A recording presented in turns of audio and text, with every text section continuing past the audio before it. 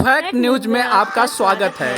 शुक्रवार देर रात भूकंप के जोरदार झटके महसूस किए गए। भारत में राष्ट्रीय राजधानी नई दिल्ली, एनसीआर, उत्तर प्रदेश और बिहार समेत देश के अन्य भी कई इलाकों में तीव्र से हल्के झटके लोगों ने रात में महसूस किए। हालांकि इस भूकंप ने नेपाल में खूब तबाही मचाई है। 6.4 तीव्रता वाले इस भूकंप के कारण नेपाल में कई इमारतें ढह गईं। भूकंप के बाद से अब तक करीब 70 लोगों की मौत हो चुकी है।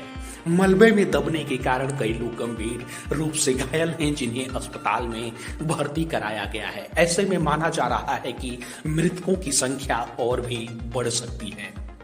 भूकंप के कारण ज्यादातर लोगों की मौत रुकुम पश्चिम और जाजरकोट में हुई है।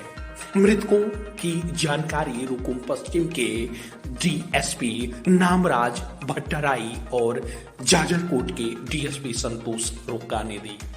नेपाल में तबाही मचाने वाले भूकंप की तीव्रता का अंदाजा आप इस बात से लगा सकते हैं कि उसका असर दिल्ली, एनसीआर समेत पूरे उत्तर भारत में देखा गया। बिहार की राजधानी पटना और मध्य प्रदेश की राजधानी भोपाल तक में भूकंप के झटके महसूस हुए। यूपी की राजधानी लखनऊ और आसपास के जिलों आजमगढ़, मऊ, बलिया जैसे कई क्षेत्रों से भूकंप के झटके रात में महसूस करने की खबर सामने आई है। नेपाल के राष्ट्रीय भूकंप मापन केंद्र के मुताबिक भूकंप का केंद्र नेपाल के जाजरकोट जिले में लालिमा डांडा इलाके में था। नेपाली प्रधानमंत्री पुष्पदहल प्रचंड ने भूकंप से हुई लोगों की मौत पर दुख जताया है। उन्होंने बचाव और राहत के लिए 3 सुरक्षा एजेंसियों को तैनात किया है। इस भूकंप का असर, जैसा हमने आपको बताया कि लखनऊ में भी महसूस किया गया और लोग अपने घरों से बाहर निकल आए थे।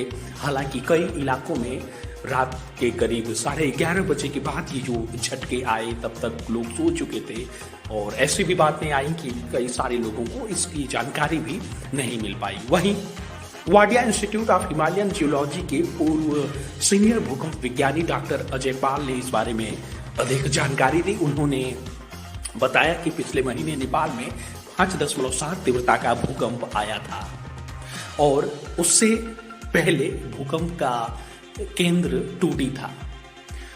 जो भूकंप कल रात के करीब आया, इसका मतलब यह है कि केंद्रीय बेल्ट सक्रिय रूप से ऊर्जा जारी कर रही है। पाल ने इससे पहले मीडिया से बातचीत में दावा किया भी था कि निकट भविष्य में हिमालय क्षेत्र में बड़ा भूकंप आ सकता है। अगर बात करें नेपाल की, तो यहां पिछले कुछ महीनों के अंदर भूकंप की घटनाओं में बढ़ोतरी देखी गई है। पिछले महीने 22 अक्टूबर को आए भूकंप का केंद्र नेपाल ही था। नेपाल में भूकंप के 4 झटके लगे थे।